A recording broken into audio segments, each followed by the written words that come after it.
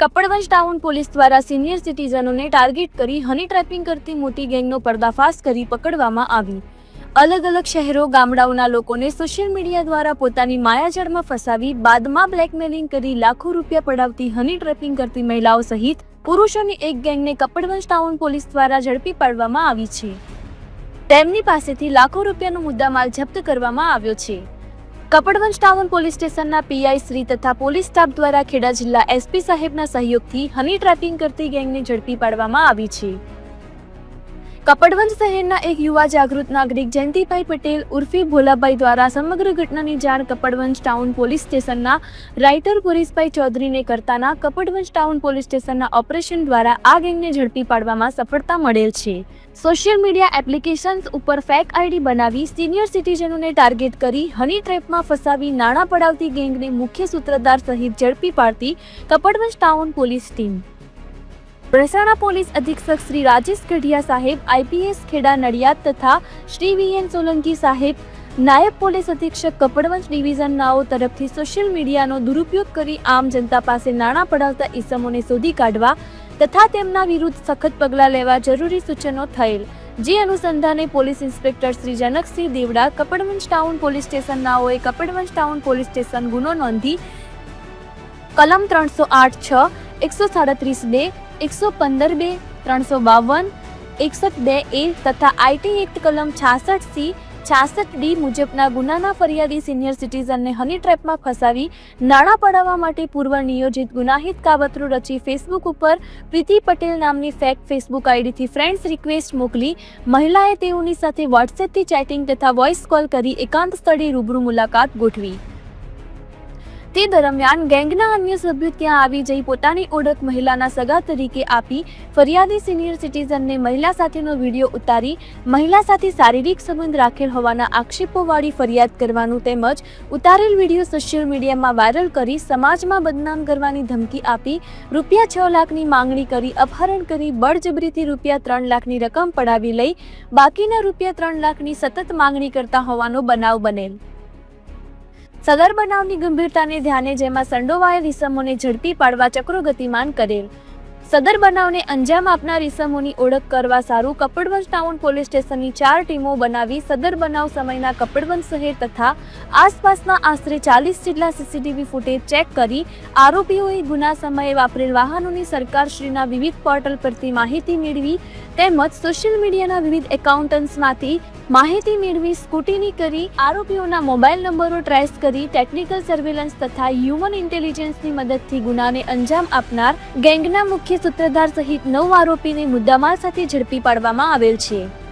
સદરહુ આરોપીઓની ઘનિષ્ઠ પૂછપરછ કરતા તેઓની હાલની મોડેસ ઓપરેન્ડી મુજબ ખેડા, ગાંધીનગર, અરવલ્લી, સાબરકાંઠા, મહેસાણા, પાટણ, અમદાવાદ શહેર સહિતના વિસ્તારમાં રહેતા અને સોશિયલ મીડિયાનો ઉપયોગ કરતા હોય તેવા સિનિયર સિટીઝનને ટાર્ગેટ કરી હની ટ્રેપમાં ફસાવી નાણાં પડાવવાના ફિરાકમાં હતા। પરંતુ કપડવંજ ટાઉન પોલીસ ટીમની સતર્કતાને લીધે આ ગેંગ અન્ય વધુ ગુનાઓને અંજામ આપે તે પૂર્વે મુખ્ય સૂત્રધાર સાથે ઝડપી પાડી ઉત્કૃષ્ટ અને પ્રશંસનીય કામગીરી કરેલ છે।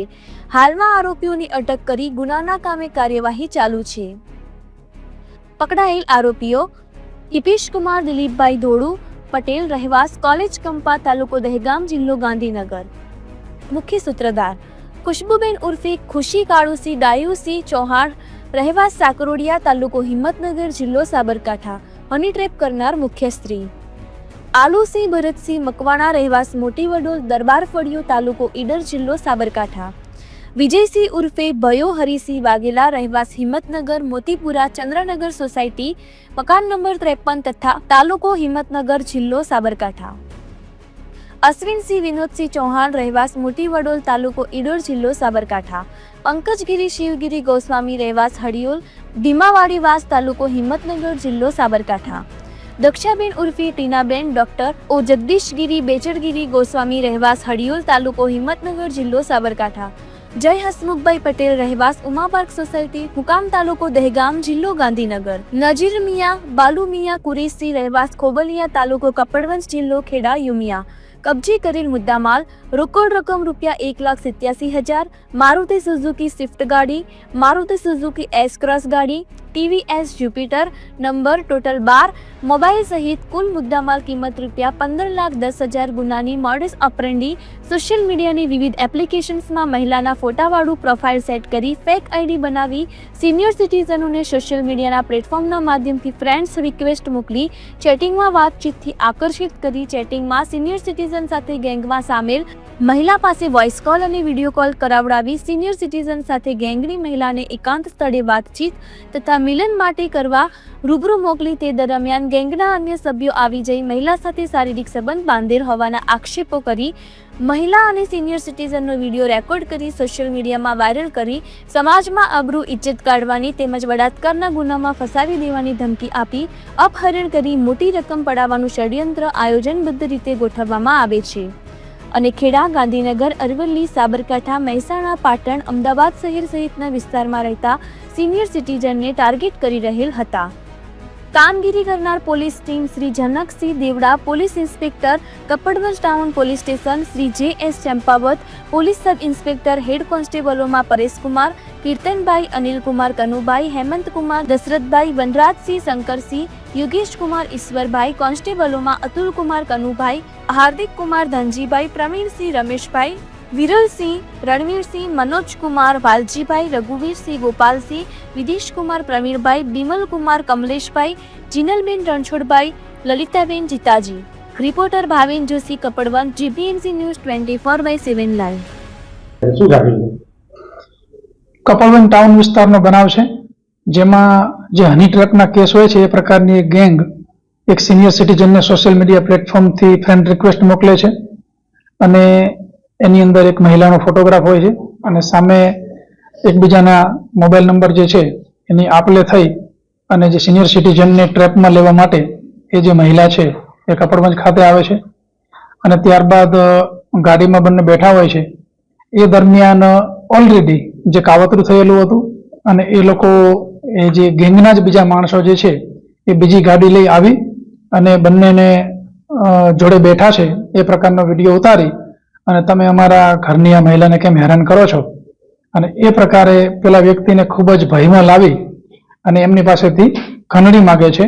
6 લાખ રૂપિયા માગવામાં આવે છે, એમાંથી 3 લાખ રૂપિયા એમની પાસેથી મેળવી લે છે.